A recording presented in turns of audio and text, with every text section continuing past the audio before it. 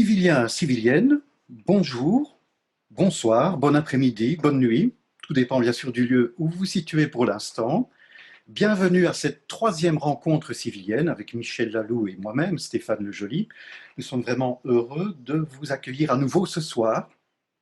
Nous portons tous un défi très important, c'est comment pouvons-nous repenser le monde de demain suffisamment en profondeur? Comment pouvons-nous le co-construire aussi ensemble, un monde où chacun et chacune est appelé à penser par soi-même et à penser soi-même les questions sociales et sociétales. Alors quand on dit penser et penser par soi-même, c'est à un niveau individuel, mais ça ne suffira pas, bien sûr. L'enjeu va être aussi de se parler, de dialoguer, de penser et d'imaginer ensemble ce monde de demain, et en sortant des sentiers battus. Il me semble que si vous êtes en contact avec le site des Civiliens, nous exerçons, Michel Laloux et moi-même, à faire cela en direct, en votre présence, c'est parce que vous partagez la même aspiration, à savoir comment est-ce que l'on peut, en tant qu'acteur de la société civile, ne pas seulement être spectateur impuissant ou figurant dans ce développement d'ensemble des questions sociales ou surtout sociétales, mais comment est-ce que nous pouvons agir de telle façon à obtenir des effets qui n'existent pas qu'à un niveau microsocial, au niveau de notre famille, dans les relations avec nos proches, au niveau professionnel, pas seulement non plus au niveau professionnel au sein de notre entreprise, de nos associations, c'est le niveau mésosocial, mais comment pouvons-nous aussi œuvrer en tant que citoyens civiliens actifs pour obtenir également des changements, des transformations nécessaires à un niveau qui est plutôt plus macro-social. Alors ça peut paraître être étonnant, est-ce que c'est seulement possible, hein? Ça semble a priori tellement difficile, nous sommes de tellement petites fourmis, et c'est pourtant ce que nous sommes en train de vous proposer, d'expérimenter d'abord en pensée, essayer de comprendre suffisamment en profondeur certains enjeux clés au niveau sociétal, et puis d'essayer aussi d'imaginer des pistes nouvelles, novatrices, qui ne sont quand même pas farfelues non plus, les choses ont été déjà assez mûries dans une certaine mesure, sachant que bien sûr que Michel et moi, nous n'allons pas y arriver tout seuls, hein, nous allons plutôt ce soir jouer un rôle qui consiste certes, à nous exercer, mais aussi à vous inviter à le faire de votre côté, peut-être notamment en vous appuyant sur certaines idées et images clés que nous essayons de dégager lors de ces rencontres civiliennes. Et il me semble que si vous êtes encore au moment où je parle en train de regarder cette vidéo, c'est que vous estimez que c'est quand même possible, qu'on doit chercher en tous les cas des possibilités de transformation sociétale en tant que civilien. Alors, Michel, peut-être en deux mots, hein, je pense que c'est utile de donner quelques balises. Ce qui s'est passé lors notamment de la Mhm. première rencontre civilienne, nous avons porté notre regard sur la notion de l'État. Et on a évoqué qu'un débat qui revient souvent, faut-il plus d'État, moins d'État? Mais la première étape serait peut-être, mais qu'est-ce que c'est que l'État? Vu du point de vue d'une conscience moderne, d'une conscience civilienne, d'une conscience où nous souhaitons ne pas seulement être passifs, mais être actifs en tant qu'individualités qui collaborons avec d'autres individualités. Et c'est ainsi, Michel, que ce qui a été évoqué notamment, c'est que l'État, il est constitué de trois éléments qui nous ont été enseignés à l'école. Il y a le pouvoir législatif, le pouvoir exécutif, et puis le pouvoir judiciaire. Et ce qui a été peut-être un élément déjà très nouveau, c'est on pourrait concevoir un État qui n'est plus un bloc monolithique. Mais voyons comment ce qui relève du pouvoir exécutif, qui est actuellement pris en charge par l'État central, la santé, l'enseignement, l'économie, etc., pourrait être pas à pas mis dans nos mains en tant que civiliens.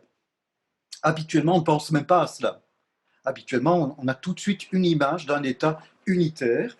Et donc, on a commencé à évoquer un tout autre concept de l'État. Mais cet autre concept de l'État ne signifie pas moins de services publics. Ça signifie que les services publics, par contre, seraient gérés par les civiliens eux-mêmes. Et c'est ce que nous avons commencé à évoquer lors de la deuxième rencontre civilienne, les services publics de la société civile. en quelque sorte faire descendre ce pouvoir exécutif depuis les hauteurs du niveau plus macro-social de l'État vers les civiliens. Ça reste encore un niveau macro-social, c'est un niveau plus élevé que celui de la vie d'entreprise isolée ou d'associations isolées, mais on se retrouve quand même déjà à un niveau entre l'État tel qu'il existe aujourd'hui et euh, les entreprises prises isolément. Donc ça, c'était notre point de départ. On a évoqué bien d'autres choses encore lors de la première et de la deuxième réunion civilienne. Et aujourd'hui, nous allons poursuivre ce cheminement. Nous ne sommes toujours pas seuls, puisque dans la salle, il y a également des participants via Zoom actuellement. Et nous vous invitons, comme les autres fois, à cliquer sur le petit bouton Converser, il porte un autre nom au Canada d'ailleurs, pour faire parvenir des questions, des objections, des idées à notre modérateur Ignazi qui assure la régie pour l'instant et qui nous relaiera ces questions le moment venu en cours de rencontre civilienne. Michel, il y a certainement un certain nombre de choses que j'ai oubliées. On ne pourra pas tout redire puisque les premières et deuxièmes rencontres civiliennes sont là, mais si tu vois des points clés, je t'invite à ne pas hésiter à en rajouter, qui te sont venus bien sûr maintenant à l'esprit. Et puis, ça pourrait être intéressant de donner aussi encore quelques exemples, manière de nous remettre bien dans le bain. Quand on parle par exemple de pouvoir centraliser, en parlant tout à l'heure, d'ailleurs toi et moi, on s'est dit, tiens, on pourrait donner un exemple de comment le pouvoir s'est centralisé davantage en France, par exemple, hein. Et puis, essayer aussi de bien clarifier encore la notion de démocratie. On voit bien qu'aujourd'hui, il y a des tentatives qui sont menées pour une démocratie, disons, plus participative, mais c'est encore autre chose qui est entendu ici dans la démarche civilienne.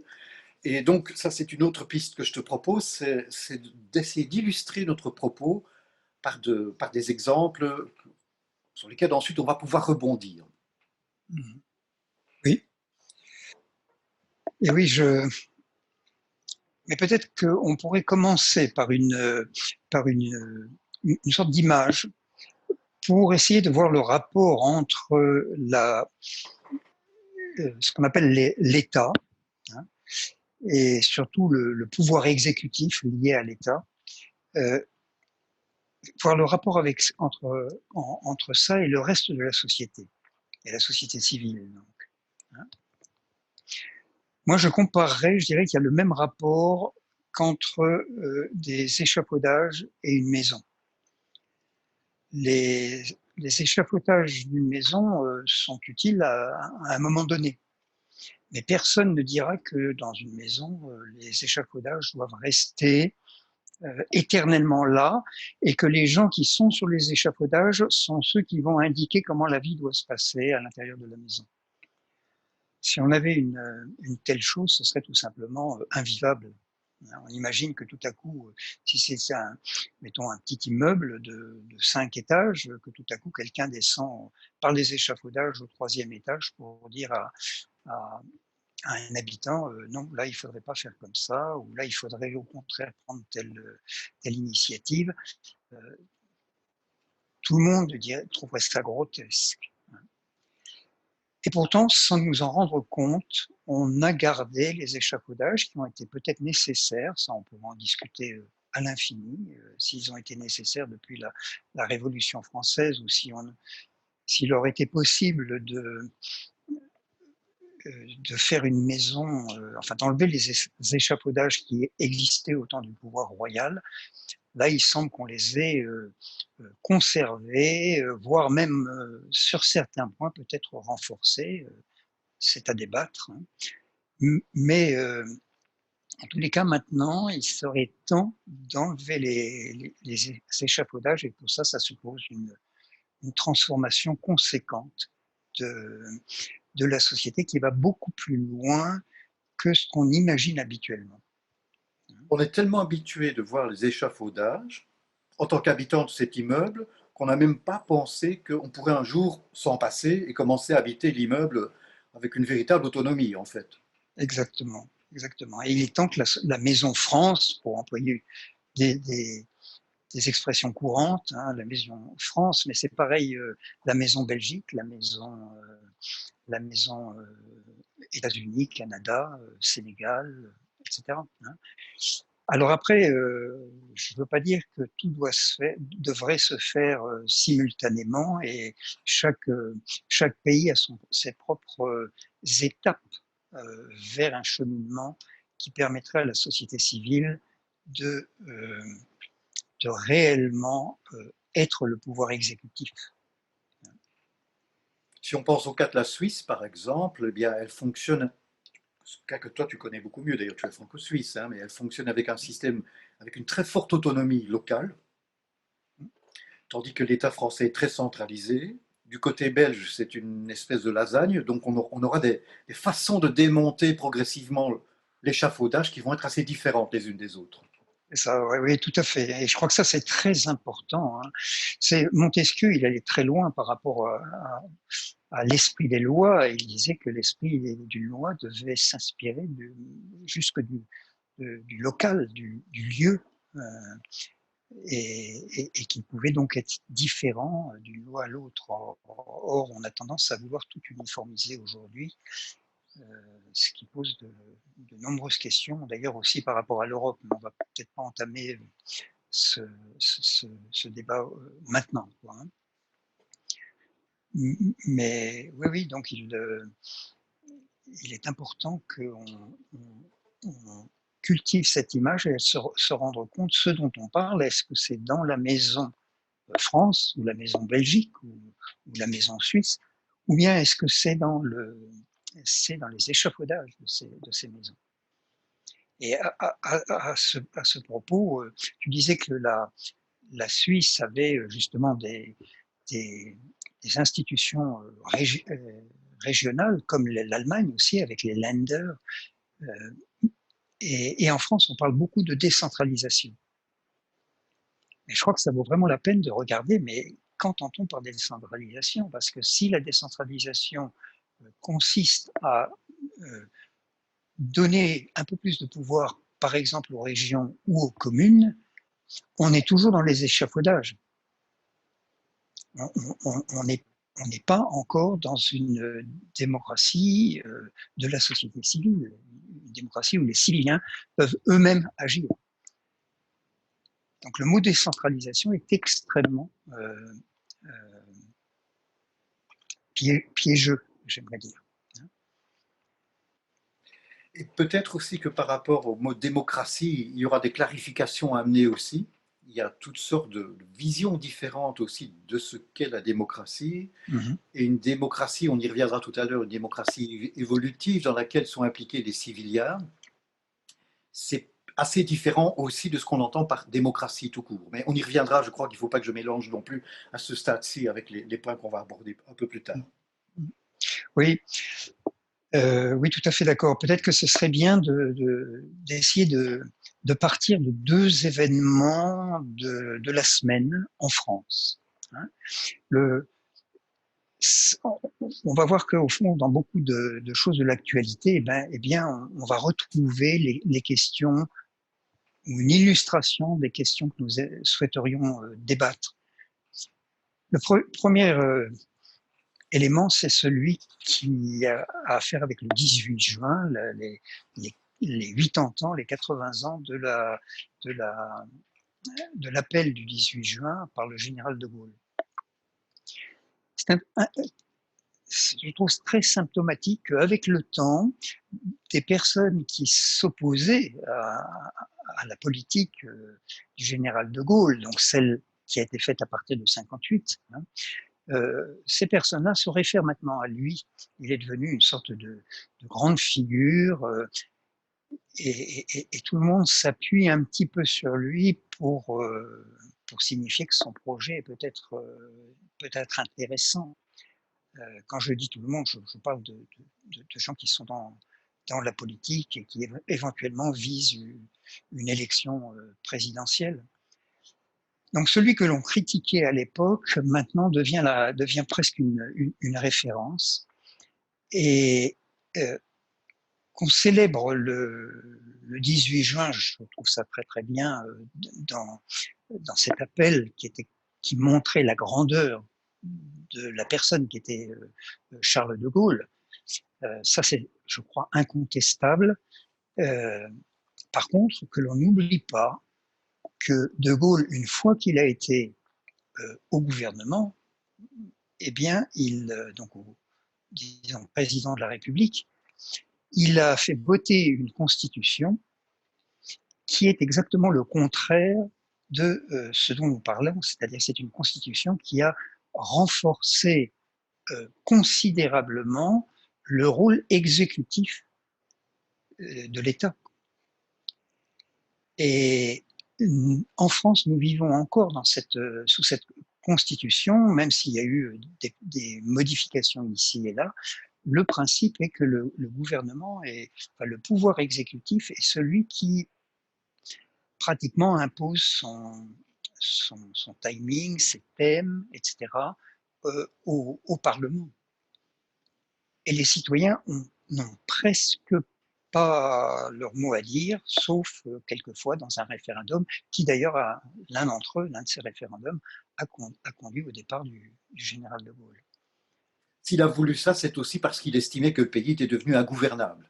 S'il n'y avait pas Absolument. assez de centralisation, un pouvoir assez fort, assez pyramidal, il n'y avait plus moyen parce qu'il y avait trop de tendances divergentes les unes par rapport aux autres. Oui, oui. Avec la quatrième République, c'était devenu, comme tu dis, ingouvernable, hein, tout à fait. Oui, oui.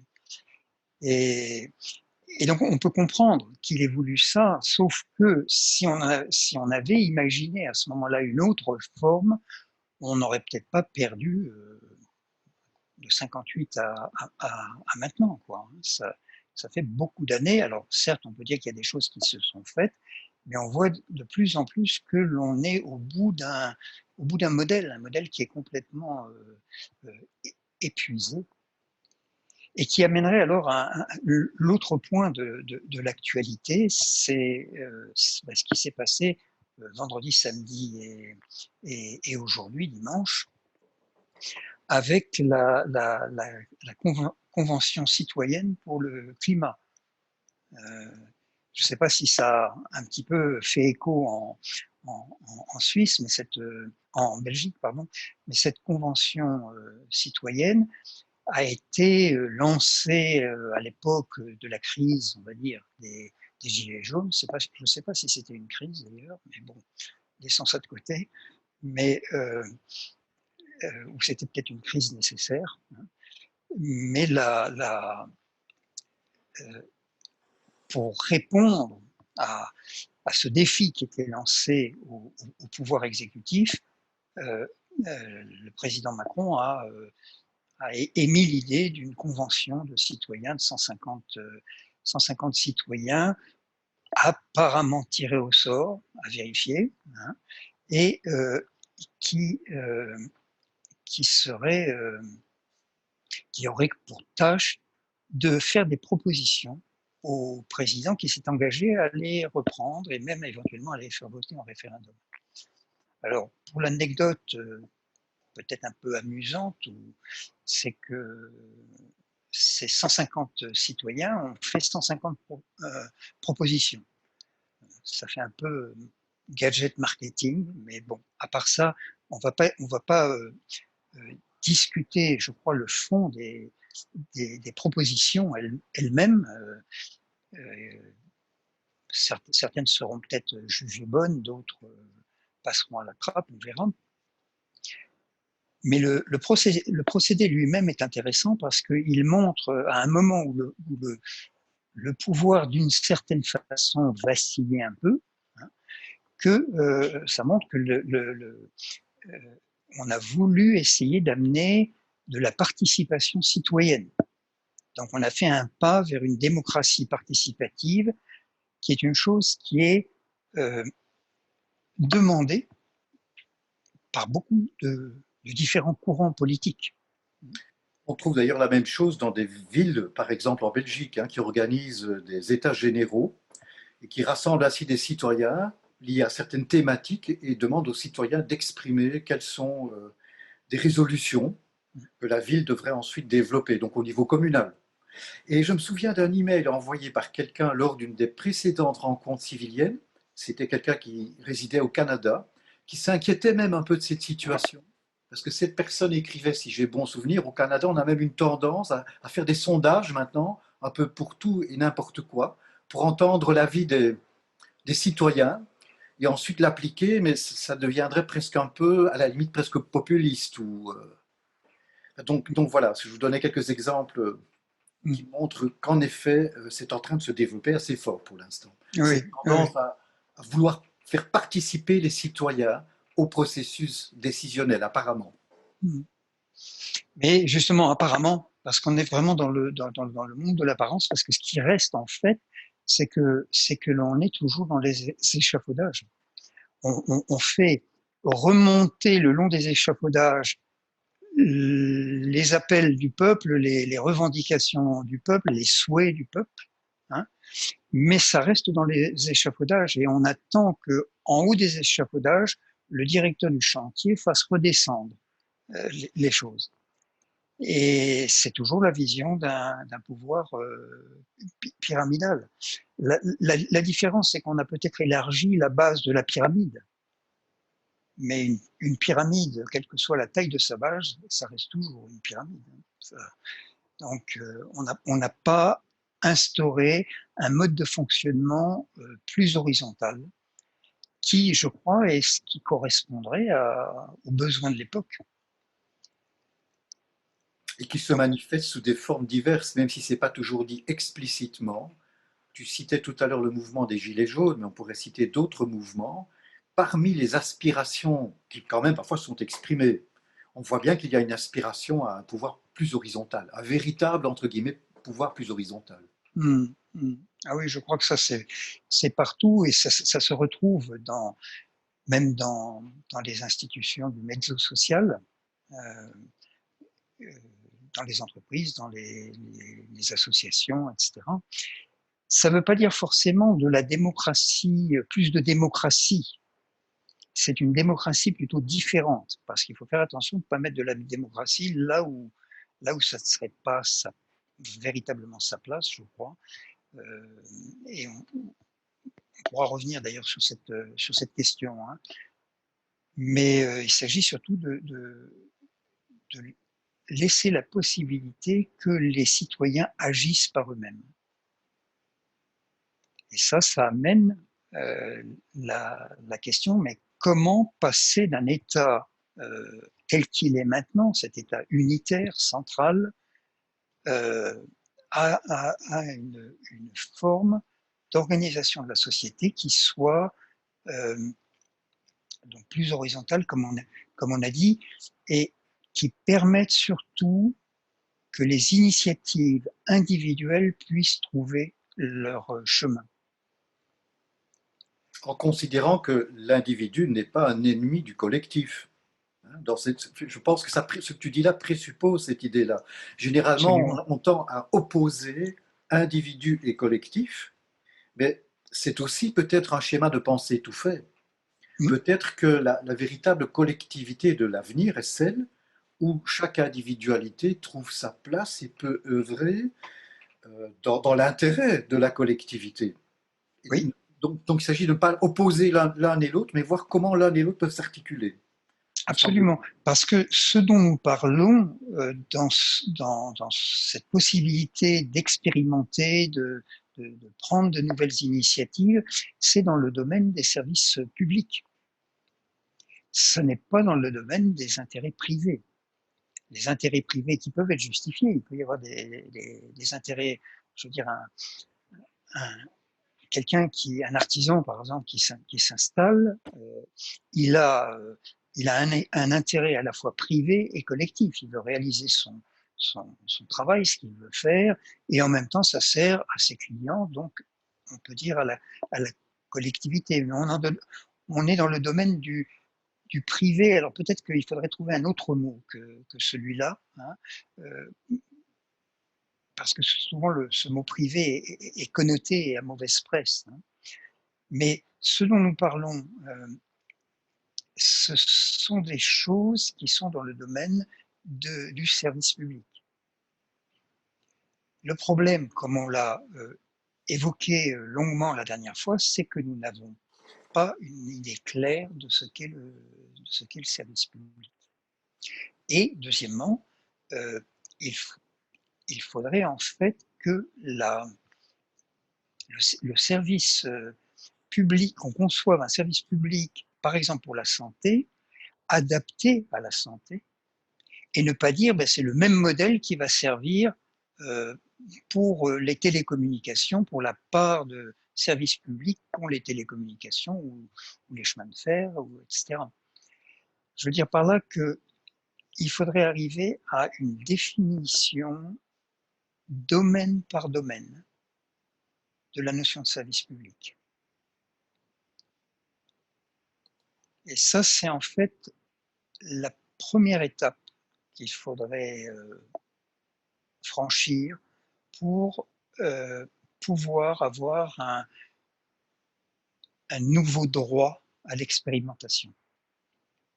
Si c'est un droit à l'expérimentation de nouveaux services publics et qu'on ne voit pas clair sur ce que seraient ces services publics, on ne saura jamais expérimenter quoi que ce soit. Donc il faut. Absolument, oui. On sera Mais tu sais qu'à la limite, Michel, je me pose, en t'entendant, je me pose la question, mais c'est quoi en fait un service public alors? Oui, il y a bien le mot service et le mot public, mais on pourrait aussi penser là, que tout service est public. Par exemple, l'artisan qui répare des chaussures, est-ce qu'il ne rend pas service au public? Je me fais un peu d'avocat du diable ou de Dieu, ça dépend, hein, mais tu vois ce que je veux dire par là. Est-ce que finalement, dans l'économie, quand elle est suffisamment saine, je vais dire les choses comme ça, est-ce qu'on n'est pas toujours au service du public, des autres? Oui, euh, tu as complètement raison, et c'est là que réside peut-être un peu la difficulté, mais ça voudrait dire entrer dans une approche plus précise de ce qu'est l'économie. Et du fait que quand nous produisons, en fait, on produit pour les autres, on produit essentiellement pour les autres. Hein. Ça, c'est une question qu'on abordera certainement un jour, mais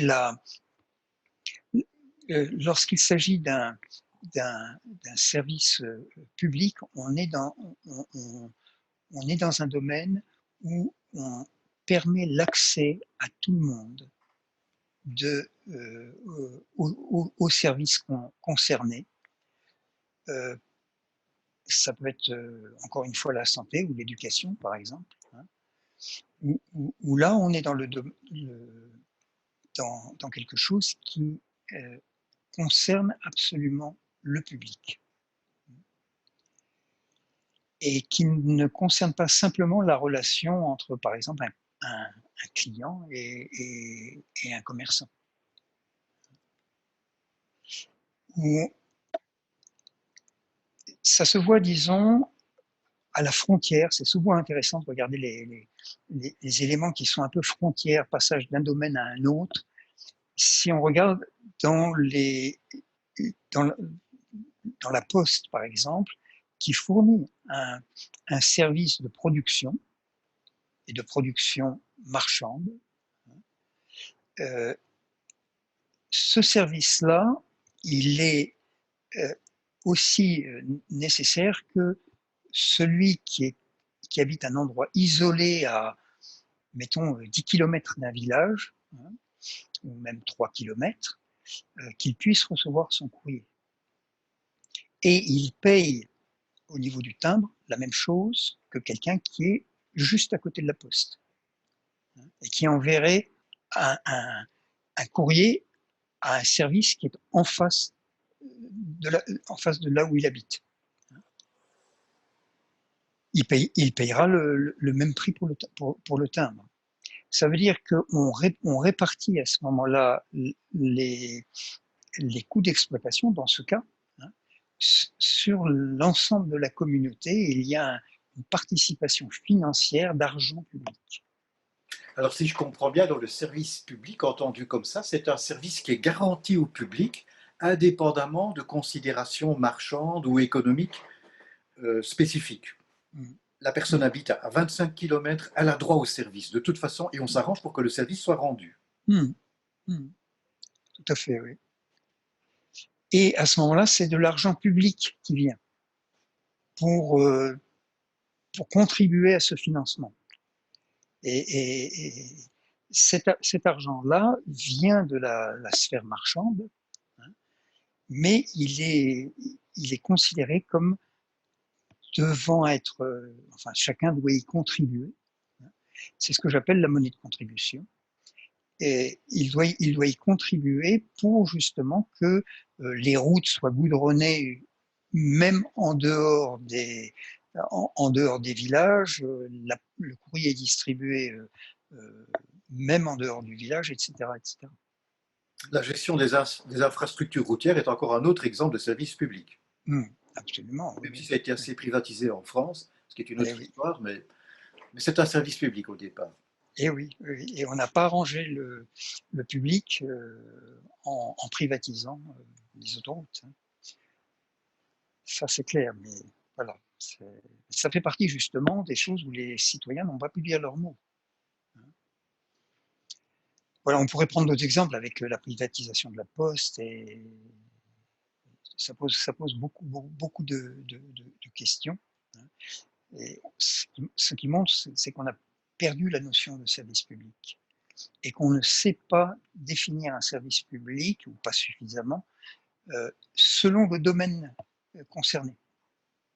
On devrait donc arriver à une approche différenciée du service public selon qu'il s'agit d'un service marchand ou non marchand, hein, déjà. Et puis, est-ce que c'est un service public monolithique, on pourrait dire, ou de monopole, comme l'armée, par exemple, ou la police, hein, ou bien est-ce que c'est un service public euh, qui a besoin de la multiplicité pour la santé de la société?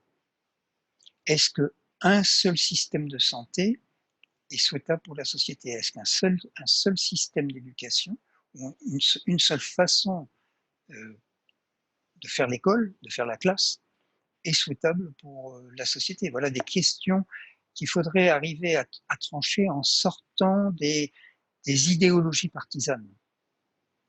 Et je, Qui, et je pense aussi qu'il y a un certain nombre d'activités qui relèvent aujourd'hui de l'économie purement marchande, qu'on pourrait reconsidérer aussi comme étant des services publics, le cas échéant.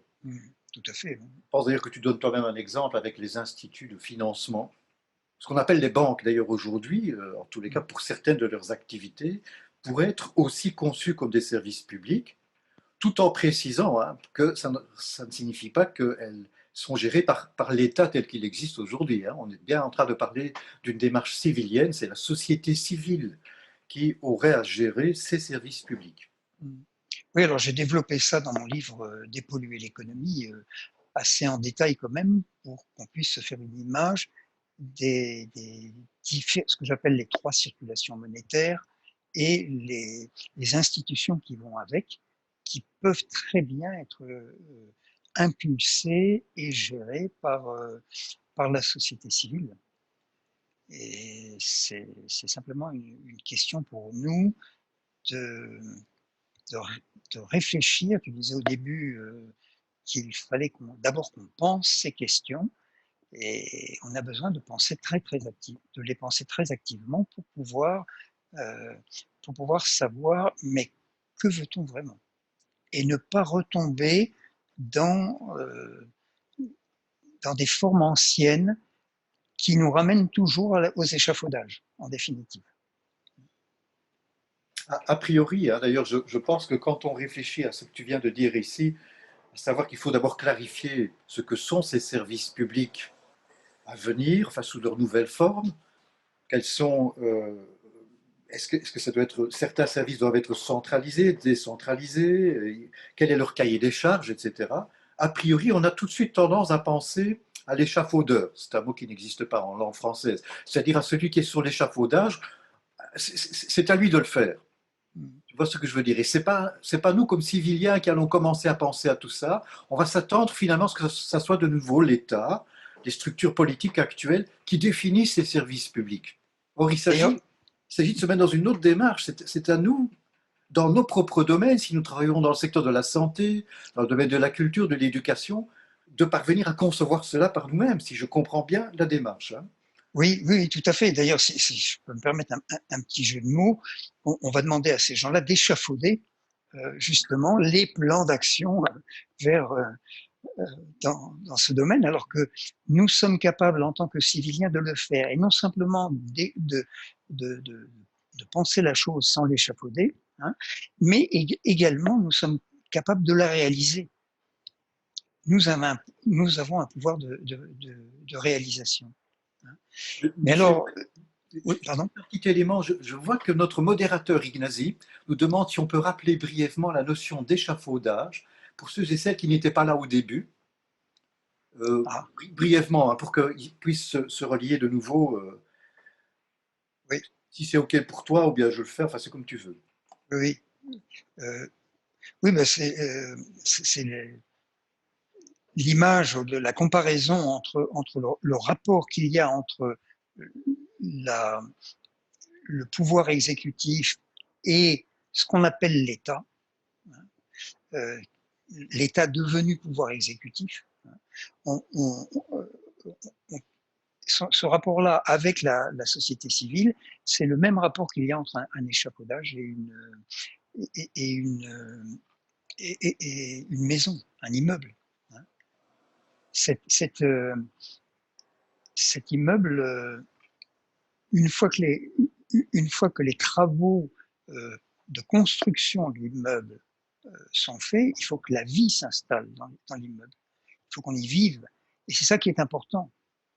C'est pas, sinon, on fait vivre une structure pour elle-même et non plus pour le processus de vie qui, euh, que la structure doit rendre possible sans étouffer la vie. Ce que tu dis d'ailleurs me fait penser à une autre image. Lorsque on est enfant, on a besoin d'être encore conduit par la main par ceux et celles qui nous accompagnent, nos parents, nos éducateurs jusqu'à un certain degré. Mais tout ça a un sens profond, c'est de nous permettre un moment de pouvoir nous tenir sur nos propres pieds nous-mêmes. Et oui. Et donc nous sommes aussi un peu dans ce même rapport avec l'État tel qu'il a existé jusqu'à présent, au niveau du pouvoir exécutif notamment.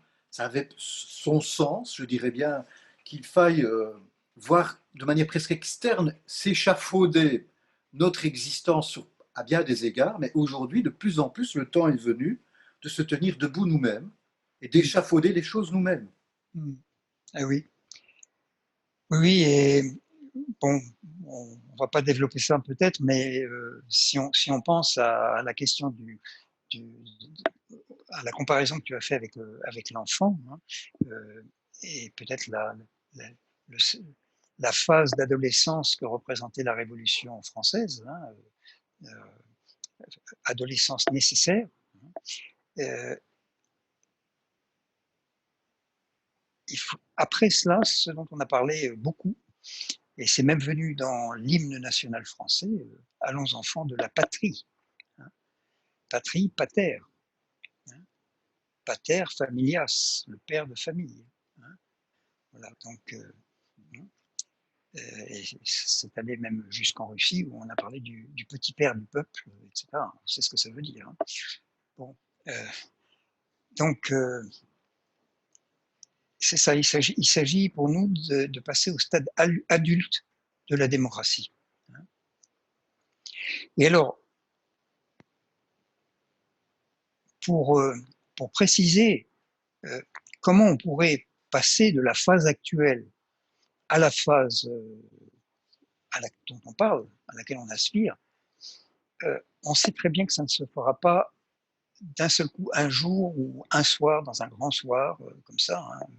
Ça, c'est exclu. Je crois que la plupart des gens le conçoivent comme ça maintenant. Ça ne peut résulter que d'un processus évolutif.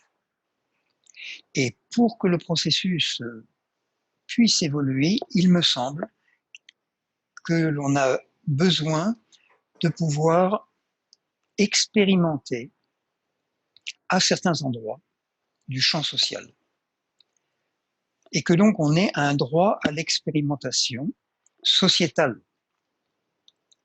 Et alors, ça nous ramène à la Constitution française où il y a un droit à l'expérimentation dans deux articles, l'article 37.1 et l'article 72, qui parlent de ce droit à l'expérimentation. Hein. Mais la façon dont est précisé ce droit à l'expérimentation, elle relève toujours de l'échafaudage. C'est-à-dire qu'elle relève toujours de quelque chose qui doit passer par le gouvernement central et unitaire, et si celui-ci le veut bien et s'il obtient l'aval du Parlement, alors on pourra avoir ça. Ce qui fait un processus extrêmement lourd, et il y a, si on cherche un tout petit peu, on trouvera des écrits sur le net qui parlent de l'expérimentation, et même des personnes qui sont à l'intérieur de l'appareil d'État, qui sont donc fonctionnaires, hein, et qui se disent que ce droit à l'expérimentation tel qu'il a été inscrit dans la Constitution française est beaucoup trop lourd et ne permet pas justement d'accéder suffisamment vite aux transformations dont on a besoin. Donc il faudrait, au fond, avoir 4 outils à la base. Le premier est celui dont on vient de parler, c'est celui de la définition claire et précise et différenciée des services publics de la société civile. Et la deuxième chose qu'il faudrait, c'est un droit à l'expérimentation sociétale. C'est-à-dire établir ce droit, le faire reconnaître par le gouvernement central, ou plutôt par ce qui est réellement l'État. C'est pas le gouvernement central qui devrait le reconnaître, c'est l'État lui-même, c'est-à-dire la partie juridique de la société. C'est elle qui devrait reconnaître que si on veut une démocratie, c'est-à-dire si on veut donner le pouvoir exécutif au peuple, hein, le mot démocratie veut dire ça aussi, hein, dans ce cas-là, il faudrait que le droit à l'expérimentation sociétale soit reconnu et qu'il soit fait, qu'il puisse être mis en musique par la société civile elle-même, et non pas comme ça a été mis dans l'article 37.1 de la Constitution par l'État. Ça veut dire que c'est en Conseil des ministres que l'on va décider si l'on accepte telle ou telle expérimentation. Et il est d'ailleurs intéressant de constater que, au fond, ceux qui écrivent sur le droit à l'expérimentation, ils parlent pratiquement uniquement des expérimentations qui seraient faites au sein des départements, au sein des régions, au sein des communes. Hein. C'est-à-dire un droit d'expérimentation qui reste à l'intérieur des échafaudages. Ce qui montre aussi, me semble-t-il, hein, que pour concevoir un droit à l'expérimentation sociétale, il y a un travail important à faire, non seulement en matière de mentalité, de conception, mais aussi, je dirais même presque sur le plan technique, juridique. Parce que pouvoir réaliser des expérimentations sociétales, ça veut dire mettre en suspens un certain nombre de lois, de décrets, de règles, qui ne sont pas appliquées là où s'applique l'expérimentation, à proprement parler. Et selon les domaines, si c'est le domaine de la santé, si c'est le domaine de l'alimentation, etc., ce ne sont pas nécessairement les mêmes niveaux de pouvoir en plus qui sont concernés. Peut-être que dans certains cas, il faudra mettre en suspens certaines lois de l'État fédéral, si on est en Belgique, certains décrets régionaux, encore une fois, si on est en Belgique, hein, ici on n'est pas dans le cas français, quoi. Hein. En Suisse, ça sera peut-être un niveau cantonal que ça se jouera aussi. Donc il faut identifier en fonction de ce que l'on veut permettre comme possibilité de droit à l'expérimentation sociétale, de manière suffisamment fine, dans un certain sens déjà, ce qui va pouvoir être mis en suspens ou pas. Et ça, en soi, c'est déjà un certain boulot, un boulot de réflexion, ça requiert une certaine expertise, ça requiert d'ailleurs déjà, je dirais, un certain budget, hein, pour Mhm. pouvoir avancer, que ça ne dure pas 25 ans, évidemment. Mhm. Mais donc, on voit donc à travers ce que tu exprimes ici, il me semble vraiment que le droit à l'expérimentation sociétale, il est vraiment encore, comme tu dis, conçu par le pouvoir exécutif pour le pouvoir exécutif, en somme, Oui. et il en est encore réduit à sa plus simple expression. Ce n'est pas déjà un droit qui émane de la sphère civilienne à proprement parler, qui est conçu par les civiliens pour une expérimentation sociétale civilienne. Mhm. Oui. Il faudrait en arriver à ça. Il faudrait arriver à ça, et ça va nécessiter du travail, hein, comme tu l'as dit. Ça peut impacter aussi le rapport avec l'Europe, dans le sens que on peut être à un moment donné euh, avoir besoin presque d'une dérogation par rapport à, à certaines directives européennes. Ça peut aller jusque-là, hein. Si je pense, par exemple, si on voulait expérimenter les organismes qui s'occupent de la monnaie, qui gèrent la monnaie, hein, ce qu'on pourrait appeler les banques de monnaie de consommation, par exemple, hein, ce que je décris dans mon livre, euh, cette, euh, cette expérimentation-là serait en contradiction avec le, le droit européen, notamment. Donc il faudrait avoir une possibilité de faire des exceptions, de suspendre dans le cadre expérimental, avec des règles, hein, bien sûr très précises, hein, de pouvoir suspendre la législation bancaire telle qu'elle est définie, et on pourrait dire gérée pratiquement par la Banque centrale européenne. Là, on a sans doute affaire aux défis les plus grands qui soient, puisque si on prend le cas de nos États, Canada, Sénégal, France, Belgique, peu importe, Suisse, nous sommes liés par des traités internationaux. Nous sommes aussi liés, bien sûr, si nous sommes membres de l'Union européenne, à l'Union européenne elle-même. Et donc, il y a un cadre qui ne peut pas être modifié sans l'accord de cet étage supérieur. Et c'est le cas pour l'Organisation mondiale du commerce aussi, notamment. Mmh. Mmh. Si on veut mettre certaines lois, entre guillemets, ou certains accords internationaux entre parenthèses, les autres parties ne vont pas l'entendre ainsi. Ce qui me fait dire qu'il y a des domaines où il est plus facile que d'autres de d'établir un droit à l'expérimentation sociétale. Quand ça concerne euh, des lois qui sont internes à l'État français, ça sera bien en principe plus facilement réalisable. C'est déjà un sacré défi, hein, bien sûr, que s'il s'agit d'une remise en cause de certaines directives européennes, par exemple. Mmh. Il faudrait presque établir un droit à l'expérimentation sociétale au niveau européen. Oui, alors, je ne sais pas si c'est demain la veille, mais on verra. Mais oui, ce sera. Mais peut-être que ça viendra, parce qu'à un moment donné, je crois que ces choses-là sont inscrites dans, dans, dans les aspirations humaines. Et donc, à un moment donné, c'est pas pour rien que depuis, on va dire, les années 60, la question de l'expérimentation et du besoin de pouvoir expérimenter euh, revient régulièrement dans la société française, et que en 2003, ça a été inscrit, par exemple, dans la Constitution.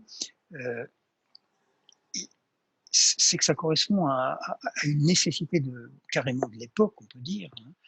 Et donc, ça viendra d'une façon ou d'une autre. C'est comme l'écologie, elle s'impose à un moment donné.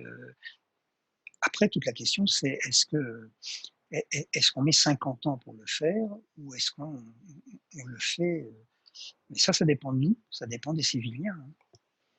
Civiliens, civiliennes, c'est le moment de poser vos questions à notre modérateur. N'oubliez pas, hein, de vous activer si vous le souhaitez, du moins, Ignazi qui va nous rapporter ces questions. Michel, d'ailleurs, à ce sujet, on parle de l'avenir, mais parfois on peut être très surpris qu'il y a des choses qui existaient déjà dans un passé ancien, qui ne s'appelaient pas nécessairement droit à l'expérimentation sociétale, mais qui sont des outils qui étaient déjà parfois très opérationnels dans certains domaines très spécifiques. Allez, je ne prétends pas que c'est déjà le droit à l'expérimentation sociétale, certes, mais si je prends le cas par exemple du système éducatif en Belgique, depuis 1830, depuis 1830, c'est-à-dire au moment de la création de l'État belge, il était possible pour tout collectif de citoyens, enseignants, parents, etc., de créer une école avec leur propre programme scolaire. Certes, il y avait un certain nombre de balises qui existaient et donc qu'il fallait respecter, notamment le nombre d'élèves qui devaient être inscrits en première année, en deuxième année, en troisième année, etc.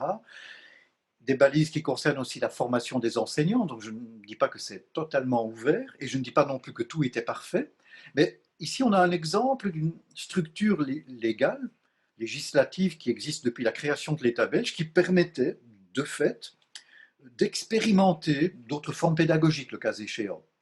Alors je sais bien sûr, qu'il peut y avoir des critiques très justifiées d'ailleurs. Oui, mais attention de ne pas créer des écoles de personnes plus favorisées sur le plan socio-économique, ou peut-être voilà, de créer un système qui pourrait être problématique du point de vue éducatif, etc. Et toutes ces questions sont tout à fait pertinentes. Je voulais mentionner ça simplement pour montrer que ça a déjà existé. Certes, ça n'a pas été appliqué avec l'esprit, tiens, on va faire une expérimentation sociale, mais cette chose était possible. D'ailleurs, elle l'est encore, mais elle l'est devenue beaucoup moins, parce qu'aujourd'hui, il y a une déréglementation qui joue davantage un jeu de carcan, qui emprisonne davantage le système que ce n'était le cas avant les années 90, par exemple. Et je serais surpris qu'on ne trouve pas dans nos pays toutes sortes de dispositifs qui ont parfois existé depuis longtemps, qui permettent plus qu'on ne le croit de réaliser des expérimentations sociétales. Voilà, il faudrait aussi clarifier les différences de niveau entre social et sociétal. Hein. C'est vrai que je parle peut-être à un niveau qui n'est pas déjà sociétal, quoique le dispositif permet déjà une expérimentation à vaste échelle, le cas échéant. Bien sûr, bien sûr, donc il me semble qu'on pourrait être très surpris de trouver tel ou tel dispositif qui pourrait parfois être mis en œuvre déjà, auquel on n'a pas pensé dans nos propres États actuels. C'est d'ailleurs intéressant que tu mentionnes ces situations en Belgique par rapport à l'école. Il y a une chose qui est très très peu connue, même de la part des personnes qui se réclament beaucoup de Jules Ferry et de l'école républicaine et de l'école d'État, c'est que Jules Ferry, quand on lit attentivement ses discours à l'Assemblée, et Dieu sait s'il en a prononcé sur cette question de l'école, entre 1879 et 1881, eh bien, il a toujours dit que ce n'était pas à l'État de s'occuper de l'éducation. Mais à un moment donné, il s'est résolu, et il a dit l'État va le prendre en charge. Et pourquoi l'a-t-il fait? C'est parce qu'il y avait un frein tellement fort qui était amené par les écoles catholiques et ceux qui avaient des représentants de ces écoles à l'Assemblée nationale, qu'à un moment donné, je dirais pratiquement de guerre lasse, parce que je crois que Jules Ferry était vraiment lassé par cette position rigide qu'il y avait à l'époque. Et il a, à un moment donné, il a dit, et on le voit vraiment dans ses discours, qu'il dit à un moment donné, bon, alors c'est l'État qui va s'en occuper, puisqu'on n'arrive pas à se mettre, à se mettre d'accord sur une autre forme qu'il avait proposée et qui aurait laissé beaucoup plus la possibilité à la société civile de s'occuper de l'éducation et qui aurait favorisé une pluralité du système éducatif. Donc voilà, c'est intéressant. En Belgique comme en France, ont existé des possibilités éducatives qui auraient pu relever complètement de la société civile. Et on peut constater que ce qui est insupportable pour certains acteurs, c'est que ce soit les gens de la maison qui commencent à déterminer quelle va être la vie qui va s'y produire. Depuis l'échafaudage, ils veulent que les gens se comportent de telle ou telle manière. Mmh, mmh. Ben oui, C'est la raison pour laquelle l'échafaudage est encore là, parfois si fort, hein. Dans ouais, l'exemple que tu donnes ici avec Jules Ferry, il y avait certains milieux qui n'étaient pas prêts à lâcher le morceau. Il fallait qu'ils contrôlent l'éducation. ouais. Et ces personnes-là ont conduit justement à ce que l'État intervienne dans un domaine qui n'est pas le sien, où il n'a pas de compétences, quoi, hein. Et, et, euh, et très curieusement, mais là on est en train d'entrer un peu plus en détail sur le système éducatif, hein, qui est un peu mon dada, on va dire, hein. Mais très curieusement, on voit maintenant que ce sont ceux qui veulent défendre le système unitaire de l'école d'État, coûte que coûte, alors que visiblement ça fonctionne de moins en moins. Et, et ce sont eux qui le font, et en faisant ça, comme ça va devenir de plus en plus ingérable, ils sont en train de faire le lit du libéralisme dans l'éducation et de la privatisation du système éducatif. Ça, c'est une chose, bon, c'est peut-être une parenthèse sur notre thème d'aujourd'hui, mais elle est importante, c'est qu'on on, on constate que lorsqu'on veut préserver par une sorte de conservatisme qui souvent résulte d'une idéologie, je veux dire, une idéologie, pour moi, c'est un idéal qui ne se réalise pas, hein. Quand il ne se réalise pas l'idéal, il devient une idéologie, et l'idéologie de l'école gérée par l'État avec un ministère qui centralise les choses, cette idéologie, c'est devenu une idéologie parce que visiblement, depuis 150 ans, ça ne fonctionne pas vraiment, et ça fonctionne de moins en moins. Donc on continue à défendre des choses comme ça au lieu de trouver, d'imaginer une autre forme avec ce que j'appelle les écoles, par exemple, de la société civile, qui font que les acteurs de de l'éducation s'occupent de l'école eux-mêmes. Voilà, mais il faudrait justement un droit à l'expérimentation pour ça, hein. Et il y a peut-être un troisième point dont on aurait besoin pour pouvoir établir un tel droit à l'expérimentation, ce serait une sorte de réseau d'offices d'expérimentation sociétale. C'est-à-dire des offices auxquels, en tant que civiliens, on pourrait s'adresser pour dire, ben voilà, j'ai un projet d'expérimentation dans tel ou tel domaine, et comment est-ce qu'on peut le mettre en œuvre. Et donc cet office d'expérimentation, il serait composé de, de représentants d'organisations non gouvernementales, hein, d'acteurs de la société civile, qui se chargeraient d'examiner le projet et de regarder euh, comment il pourrait éventuellement être amélioré, comment il pourrait, ou est-ce que peut-être il est bien présenté tel quel, et qui euh, euh, donnerait le feu vert, ou peut-être on trouverait un autre système pour que le feu vert soit donné une fois que le projet est prêt, par une sorte d'adhésion à ce projet qui pourrait être fait via Internet, et qui permettrait que suffisamment de citoyens manifestent leur intérêt pour que l'expérimentation puisse avoir lieu. Donc ce serait un office non gouvernemental au sens habituel du terme, hein, géré directement par la société civile, et cela serait même, on pourrait, avec la quatrième disposition dont je vais parler, on pourrait euh, avoir que l'organisme, l'ensemble de ce dispositif d'expérimentation soit lui-même une expérimentation de l'action de la société civile. Ça me semble vraiment indispensable que de tels organismes existent, parce que s'ils n'existent pas, on peut avoir un droit à l'expérimentation sociale inscrit dans les textes, et puis il ne se passe rien. Comme ça peut exister avec toutes sortes de lois aussi qui sont Absolument. fondées, très bien conçues, et puis il n'y a pas d'organisation, d'organisme qui les rend effectives. Donc ça me paraît incontournable que de tels organismes existent. Ah oui, tout à fait.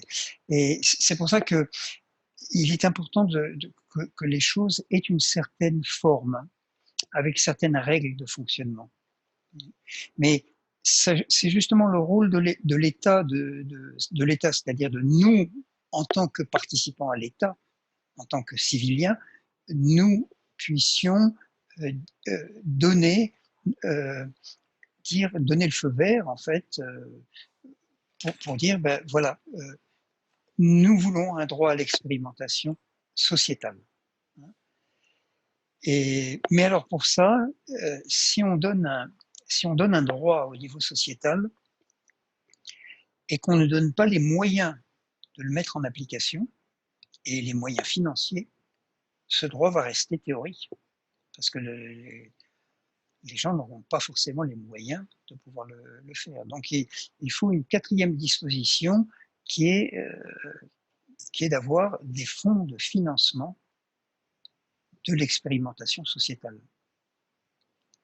Et ces fonds de financement recevraient de l'argent public, mais pourraient être gérés par la société civile avec des règles, des contrôles, etc. Bien sûr, pour vérifier que l'argent a bien été utilisé à bon escient, ça c'est évident. Hein.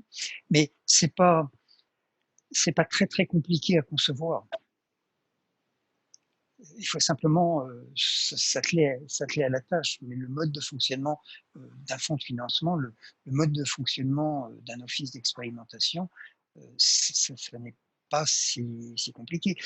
Ce qui est plus difficile en amont, c'est les points 1 et 2. Hein. C'est-à-dire la définition claire d'un service public de la société civile et une définition différenciée. Hein, domaine par domaine, comme on a dit tout à l'heure. Hein. Ça, ça va demander du temps et des débats, une chose comme ça. Et puis, euh, arriver à définir exactement le cadre du droit à l'expérimentation sociétale, ça aussi, avec tout ce que tu as mentionné, notamment par exemple le fait de déroger à certaines lois, juridiquement, c'est un petit peu délicat. Il faudra. Hein, mais je pense que c'est des choses, en s'y attelant avec des experts, hein, on arriverait très bien à pouvoir avancer sur ces deux premiers points. Mais une fois que ce serait fait, les points 3 et 4, c'est-à-dire les offices d'expérimentation et le fonds de financement, les fonds de financement de l'expérimentation sociétale, on, ça pourrait se mettre en musique assez rapidement. J'imaginais, en réfléchissant à ces idées, hein, Michel, la chose suivante, c'est que pour qu'il y ait une volonté politique avérée d'œuvrer dans le sens d'un droit d'expérimentation sociétale et de donner les moyens pour que les choses avancent, ça nécessite aussi certains moyens financiers au départ, en amont, je dirais bien, mais il faut déjà que les pouvoirs politiques le souhaitent. Hein. A priori, en fait, ils ne souhaitent pas lâcher le morceau. Ils ne sont pas là vraiment pour offrir du pouvoir aux civiliens, mais plutôt pour contrôler les choses, quoi, a priori. Hein. Mais peut-être qu'une manière de faire aussi, c'est que si ces idées peu à peu mûrissent dans la population, sur un territoire donné, etc., on peut imaginer à un moment donné, même si on ne doit pas aller jusqu'au moindre détail de réalisation de ces idées, mais si la volonté est assez forte de la part d'un certain nombre de citoyens, citoyennes, c'est prendre contact avec des personnalités dans le milieu politique et leur dire, voilà, nous souhaitons vraiment que ce droit à l'expérimentation sociale figure au-dessus de la liste de vos priorités sur le plan politique. Et d'ailleurs, nous irons offrir notre voix à ceux et celles qui vont vraiment la mettre au-dessus de la liste et qui vont attribuer un budget pour qu'on puisse pour qu'on puisse avancer dans cette étude notamment. Je ne prétends pas que la méthode que je propose soit la bonne, hein, c'est pas ça, mais c'est parce que je me souviens d'une question bien à propos posée lors de la première rencontre civilienne.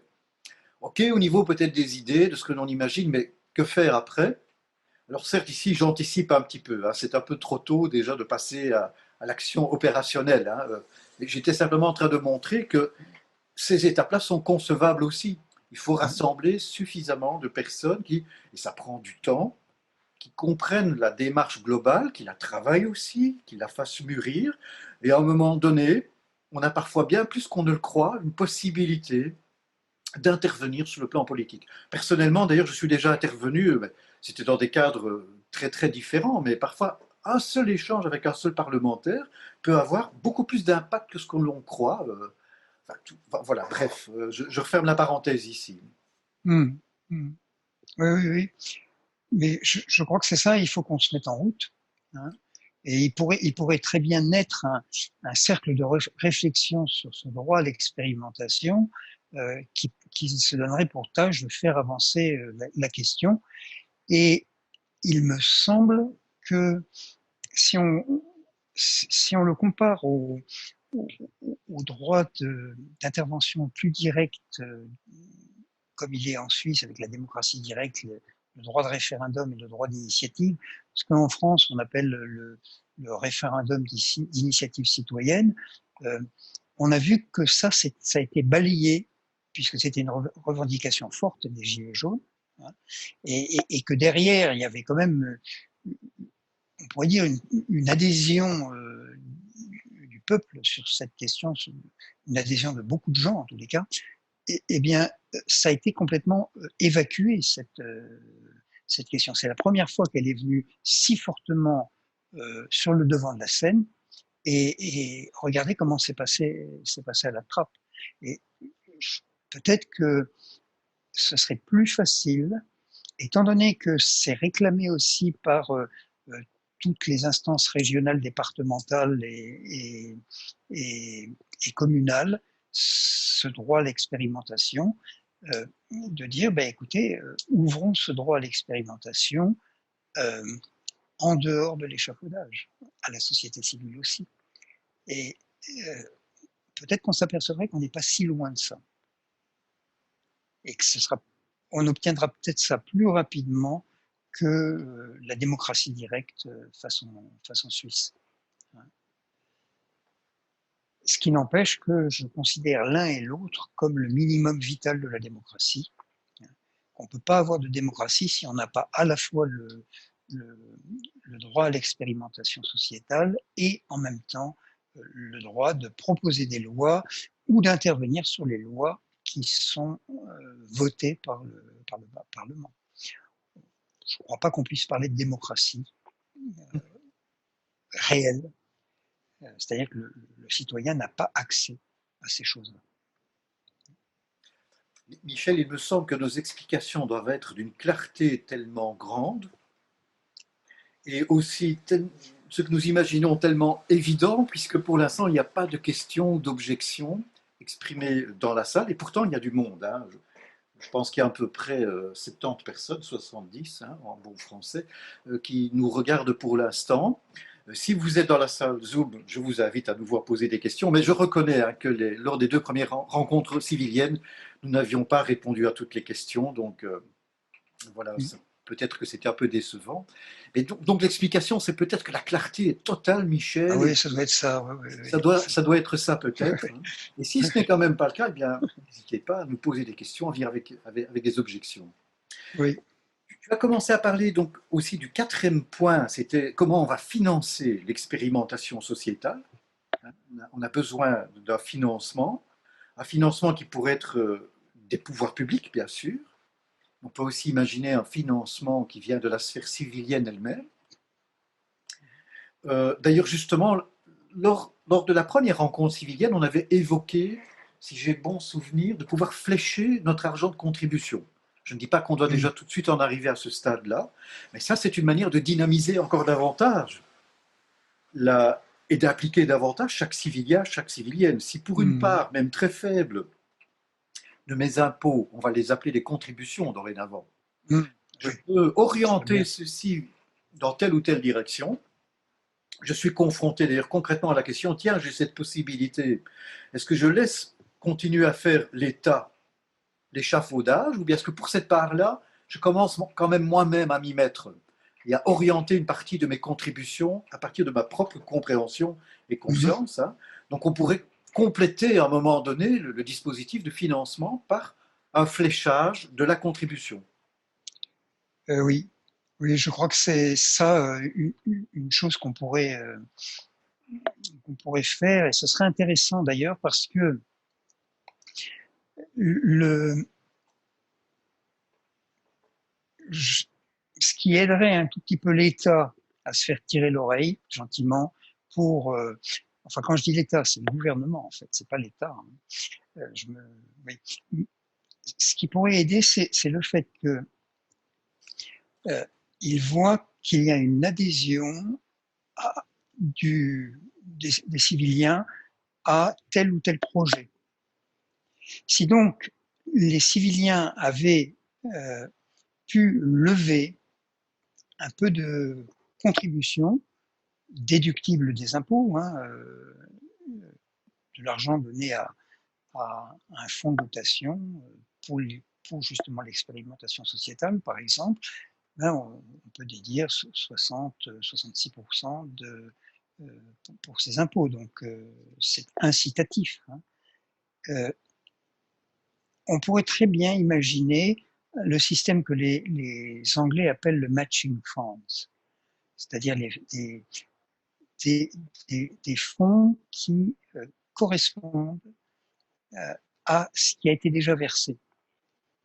C'est-à-dire que pour 1 euro versé par la société civile, l'argent, il y aurait 1 euro d'argent public. De cette façon-là, on impliquerait beaucoup les citoyens, on donnerait confiance aussi au gouvernement d'aller dans cette direction en disant mais s'il n'y a personne qui s'intéresse, on n'aura pas levé 1 euro, ou on aura levé très peu. Dans ce cas-là, vous aurez très peu à donner, mais peut-être que le projet n'atteindra pas le seuil où il peut commencer son activité. Donc, si par exemple le budget de démarrage est de, mettons, 20 000 euros et que on a récolté 500 euros, ce sera vite vu. Hein. Mhm. Tandis que de l'autre côté, ça veut dire oui, mais des gens se sont engagés là-dedans. Des gens se sont engagés et ils ont montré, en versant de l'argent, qu'ils veulent soutenir un tel projet. Donc c'est quand même un acte suffisamment fort et la justification est alors là présente que, euh, que de l'argent public équivalent, hein, 1 euro pour 1 euro, soit versé à ce moment-là. Ce que tu dis me fait penser à la chose suivante, Michel. Pour s'engager dans une expérimentation sociétale, il ne suffit pas simplement d'une idée en l'air, si je puis dire, d'expérimentation sociétale dont on croirait qu'elle serait peut-être intéressante ou valable, mais et ça sera le rôle de ces offices, ces organismes qui donneront leur feu vert ou pas pour qu'une expérimentation sociétale soit lancée. Donc il ne suffit pas qu'il y ait simplement une idée, encore faut-il qu'il y ait des individualités Mm. qui soient motivées. Ça peut se traduire à travers un aspect financier, mais aussi à travers un engagement pour une telle expérimentation sociétale, qui ont des capacités de la mener. Ça, c'est pour un certain regard sur les choses. Il faut aussi que cette expérimentation sociétale soit suffisamment bien conçue sur le plan économique, qu'elle tienne la route. Si c'est une expérimentation sociétale qui n'a pas été conçue de telle façon à répondre correctement à certains besoins, euh, sur le plan, je dirais, de son fonctionnement, n'est pas capable de fonctionner avec des ressources suffisantes, ça ne va pas marcher non plus. Et puis, il faut aussi que cette expérimentation sociale, elle s'accorde suffisamment, malgré tout, avec la législation. Même si des lois sont mises entre parenthèses pour que cette expérimentation soit possible, il faut qu'elle ait quand même été suffisamment bien pensée pour qu'il y ait assez de mise en parenthèse et qu'on ne se retrouve pas coincé en infraction par rapport à la loi à travers cette expérimentation. Donc, on peut vraiment voir que pour qu'une expérimentation sociale soit lancée de manière souhaitable, un certain nombre de conditions doivent être réunies. Il ne s'agit pas ici de se lancer dans des choses farfelues qui n'ont pas été bien mûries. Hmm. Ça sera le rôle notamment de ces organismes et aussi des civiliens initiateurs de faire mûrir cette conception, ce qui est imaginé, jusqu'à une opérationnalisation de l'expérimentation sociétale. Ça ne se Hmm. fait pas du jour au lendemain, ça je peux le garantir, hein, puisque même pour la création d'une entreprise, d'une épicerie, ça prend 6 mois, ça prend 1 an, donc on peut aisément imaginer que quand ça a une dimension plus vaste, ça prendra son temps. Hmm. Hmm. Tout à fait, ouais. Oui. Oui. Euh, j'ai l'impression que il serait peut-être bien qu'on prenne un ou deux exemples de ce que pourrait être une expérimentation sociétale dont on parle déjà depuis le début, hein, pour, euh, pour peut-être donner une idée un peu plus concrète. Une chose à laquelle je pense, c'est ce qui pourrait être fait dans le domaine de la santé. Et là, je vais faire référence aussi à ce qui s'est passé à la fin de la guerre 39-45, hein, avec ce qu'on appelle les jours heureux, hein. Et un groupe de personnes qui a imaginé notamment la création de la sécurité sociale, hein. Alors c'est quelque chose de magnifique et dont on parle depuis quelques années, c'est revenu un peu sur le devant de la scène parce que on se dit, ben voilà, une belle réalisation qui a été faite, une mutualisation des frais de santé. Euh, mais là encore, on l'a imaginé d'une façon unitaire, c'est-à-dire en France, hein, une seule caisse de santé pour tout le pays, hein. Et on peut se demander, mais est-ce qu'il n'y aurait pas une autre façon de faire? Est-ce qu'on pourrait, par exemple, imaginer une pluralité de caisses? Alors, ça existe en Suisse, seulement ce sont des organismes qui, la plupart, ont un but lucratif, hein. Donc relève à ce moment-là de la sphère privée. Or, la sécurité sociale, c'est de l'argent qui est collecté et qui est de l'argent donc public. Mais est-ce qu'on ne peut pas imaginer de l'argent public distribué pour les remboursements des frais de santé qui serait, euh, qui serait dans un cadre pluriel? Je vais prendre l'exemple de ce qui a existé en Suisse. À un moment donné, il y a eu une caisse de santé qui s'est créée sous forme de, je crois, de fondation et qui rassemblait des gens qui avaient une certaine conception de la santé, qui étaient très attentifs à leur santé et qui trouvaient qu'il n'était pas nécessaire de demander sans arrêt un remboursement pour un tube d'aspirine ou de granules homéopathiques, hein. Et donc, ils ont imaginé que les adhérents, c'était ça la clause, en fait, pour faire partie de cette caisse, euh, les adhérents ne feraient appel à la solidarité des autres adhérents que quand ils ne pouvaient pas faire autrement. Et cette caisse a fonctionné. Elle avait elle avait des gens suffisamment conscients pour dire mais je ne vais pas me faire rembourser pour 10 euros, 20 euros, 30 euros, je ne vais pas me faire rembourser. Euh, je, je, me ferai rembourser si j'ai par exemple une hospitalisation ou des frais assez lourds, quoi. Ce qui est intéressant, c'est de voir qu'on peut imaginer d'autres formes.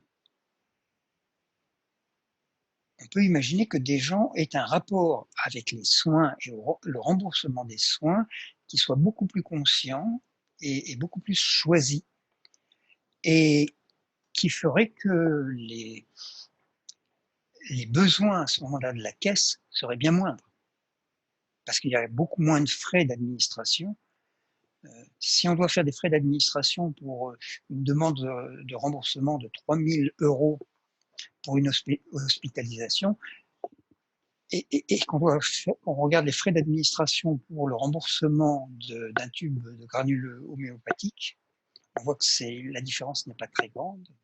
Et par contre, le coût que ça représente est énorme. Il y a une différence très grande. Donc, je veux dire par là que ce qui nous manque, c'est l'imagination sociale. C'est la capacité d'imaginer autrement les choses, tellement nous sommes à l'intérieur de la boîte et que nous pensons sans sortir de la boîte et la regarder de l'extérieur, mais dire mais la boîte m'emprisonne. Alors, on pourrait très bien imaginer comme ça que des caisses de santé se feraient, qui seraient des caisses de service public, donc sans but lucratif, hein, qui fonctionneraient avec de l'argent public, c'est-à-dire de l'argent collecté, mais pas à la façon unitaire de la sécurité sociale, qui est un organisme qui déjà, par son mode de fonctionnement monolithique, rien que par ça coûte déjà très cher. L'exemple que tu donnes fait vraiment penser au fait qu'on libère une certaine imagination créatrice, en fait. Mm. Et ces initiatives peuvent ensuite s'émuler, c'est-à-dire que voyant comment un tel ou tel groupe ou structure fonctionne, de manière finalement plus intéressante, on n'y avait pas pensé, c'est stimulant pour la créativité, soit d'organismes similaires, voire dans d'autres secteurs aussi. Bien sûr, il peut aussi y avoir des aspects qui peuvent être un peu délicats, c'est-à-dire qu'on pourrait voir se concentrer tous ceux et celles peut-être qui sont moins créatifs, moins originaux dans le système classique. D'aucuns pourraient dire, oui, mais vous voyez, vous êtes en train de créer, vous ne pratiquez plus les choses selon un système d'égalité pur et dur. Hein. Tout ça peut amener ce genre de questions, tout à fait légitimes aussi. Ce qui me fait dire qu'on n'en a pas terminé avec la question du droit à l'expérimentation sociale. On est seulement en train de commencer à défricher le terrain. Michel, je vois qu'il est 22h10, heure de Paris. Et on a eu apparemment un petit souci technique. Il y a des questions qui viennent seulement de nous parvenir maintenant. Ah, d'accord. Merci Ignacy d'ailleurs de nous les faire parvenir. Mais je vois dès lors que se pose la question, qu'est-ce qu'on fait avec ces questions? Et je vous dis tout de suite, cher Civilia, Civilienne, ce n'est pas une manipulation de ma part, croyez-moi. Voilà, ça s'est passé comme ça, évidemment, ça va de soi. Est-ce que je les communique telles quelles, mais ça risque de nous faire dépasser peut-être un petit peu l'heure. Hein. Je peux peut-être les lire à ce stade-ci, et puis on voit Oui. un peu si on a encore la possibilité, le temps d'y répondre. Peut-être qu'on peut dire quelques mots sur l'une ou l'autre question. Voilà. Déjà, hein. Première question, il existe des zones franches au niveau économique. Pourquoi pas des zones franches pour des projets autres qu'économiques? Et alors, il y a une question bis qui est liée à celle-là. Je précise que lorsque je parle de zones franches, celles-ci sont pour le moment des zones fermées, inaccessibles aux particuliers. Pourquoi pas une zone franche qui serait un immeuble situé en centre-ville et qui abriterait une école, par exemple? Mhm. Mhm. Donc voilà une idée, puisqu'on parlait Mhm. d'imagination créative, Voilà. Ouais. voilà un exemple peut-être à explorer justement. Mhm. Question 2 ou intervention 2, je crois qu'il y a eu des expérimentations qui ont eu lieu pour l'environnement, des expérimentations sociétales, je présume. Cependant, on en a très peu entendu parler et comment diffuser les informations afin qu'on puisse s'investir. Mhm. Ouais. Ah oui, mais ça c'est fondamental, hein. C'est parce que ça donne des idées. Ce qui se passe dans une région peut donner des idées dans une autre région. Ça ne veut pas dire qu'il faut faire la même chose, mais voilà, ça c'est tout à fait. Et je crois que ce serait le rôle de ces offices d'expérimentation sociétale que de diffuser l'information sur les projets qui leur parviennent et qu'ils sont en train de traiter. Oui, oui. Il faudrait vraiment informer et sur le suivi de ces projets aussi. Comment ça évolue, qu'est-ce qui se passe, hein. Il y a aussi expérimentation et expérimentation. Ça serait un sujet aussi à mieux développer, me semble-t-il, encore à l'avenir. C'est différencier entre faire la différence entre l'expérimentation, innovation à l'échelle d'une entreprise, Mhm. ou à une échelle plus limitée, disons, et puis celle qui relève vraiment du niveau plus sociétal. Mhm. Lesquelles relèvent vraiment du droit à l'expérimentation sociétale? Mhm. Je pose d'autant plus la question que je travaille au sein d'une fédération d'entreprises d'économie sociale. En France, on dit économie sociale et solidaire. Et forcément, nous sommes en contact et nous accompagnons beaucoup d'entreprises d'économie sociale qui proposent, chacune à leur manière, très souvent en tous les cas, des dispositifs innovants. C'est de l'innovation. On peut dire aussi qu'il s'agit de formes d'expérimentation. S'agit-il déjà d'expérimentation sociétale ou pas? Comme ça a été Mhm. entendu au cours de cette troisième rencontre notamment. Mhm. Ce serait un point à clarifier. Je crois qu'ici qu'on est plus au niveau méso plutôt, hein, Mhm. Mhm. dans bien des cas. Mais dans certains cas, il s'agit d'entreprises qui collaborent les unes avec les autres, qui essaient d'élaborer un contexte économique qui est fondé fondamentalement sur la coopération tout le long d'une filière économique, par exemple, tout le long de la filière alimentaire, production, consommation, distribution, etc. Donc on est déjà en train de dépasser le niveau de la seule entreprise. On est Mhm. déjà à un niveau qui commence à s'approcher du niveau macrosocial et qui permet de développer une toute autre vision probablement aussi de l'économie. C'est un sujet en tant que tel, hein, dont il faudrait Mhm. parler. Mais il me semble que c'est important, que ça serait important de bien différencier en matière d'expérimentation entre ces différents niveaux aussi, Michel. Mhm. Tout à fait, tout à fait. Et ça peut avoir à ce moment-là un impact sur sur les questions, enfin, sur le lien avec le gouvernement et l'exception qui pourrait à ce moment-là arriver parce que vous faites ce projet-là et qu'il est considéré comme d'intérêt public. Public. Alors à ce moment-là, est-ce que de l'argent public ne doit pas venir pour accompagner ce projet, le financer une partie, etc. Tout au moins sa phase de démarrage, par exemple. Donc oui, l'expérimentation peut aussi toucher des institutions du médico-social, hein, absolument. Ah oui, oui, dans ce sens-là. Oui, oui. Mm. Ouais. Troisième question, je pense que le droit d'expérimenter peut être poussé, question ou intervention. Je pense que le droit d'expérimenter peut être poussé via une initiative au niveau européen, via le Parlement européen, avec un financement de l'Union européenne. Je pense qu'au niveau européen, il y a la possibilité pour les civiliens de proposer une législation qui donne droit d'expérimenter. Mm. D'ailleurs, Michel, j'ai rencontré un parlementaire européen, et tu le connais aussi, je pense, qui a dit explicitement ceci: je ne comprends pas pourquoi les citoyens ne me téléphonent pas davantage. Ah ouais. Moi, j'aimerais que les citoyens me téléphonent, fassent des propositions. C'est pas normal que les choses se Mm. passent ainsi. Mm. Donc, cette personne a peut-être en effet tout à fait raison. Oui. Mm. Mm. Mais voilà, peut-être que de nos rencontres peuvent naître des initiatives comme celle-là, ça serait très très bien. Si on commençait à lancer, faut connaître le mode d'emploi hein, pour lancer ce genre d'initiative au niveau européen, eh bien ce serait formidable. Donc mettons-nous au travail. Hein. Ouais. Mettons-nous au travail, donc civiliens, civiliennes, voilà, vous êtes, et nous sommes tous concernés hein, de ce point de vue. Ouais. Mhm. Il me semble que notre troisième rencontre peut maintenant s'achever, Michel. Nous allons partir en congé. On ne se reverra plus avant la mi-août à peu près.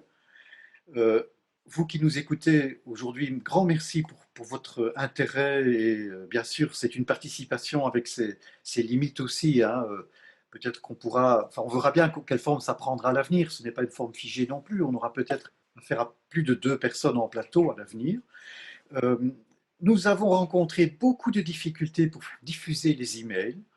Nous voyons qu'il y a des serveurs pour des raisons, non pas de complot, hein, évidemment, mais pour des raisons de système anti-spam qui bloquent nos emails, malheureusement. Donc, il y en a beaucoup parmi vous, peut-être pas vous qui nous écoutez ce soir, mais parmi d'autres personnes qui ne reçoivent pas nos emails, bien que vous ayez laissé les emails sur notre site.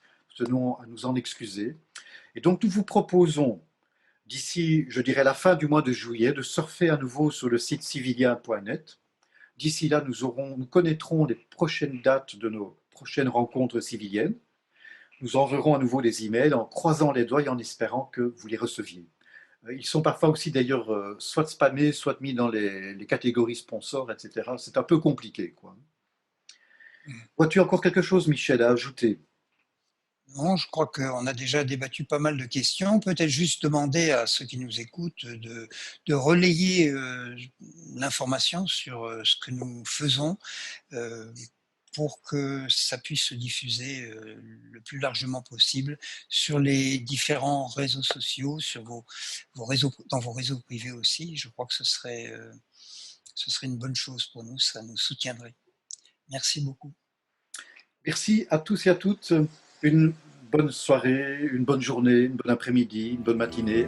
À bientôt. Au revoir. À bientôt.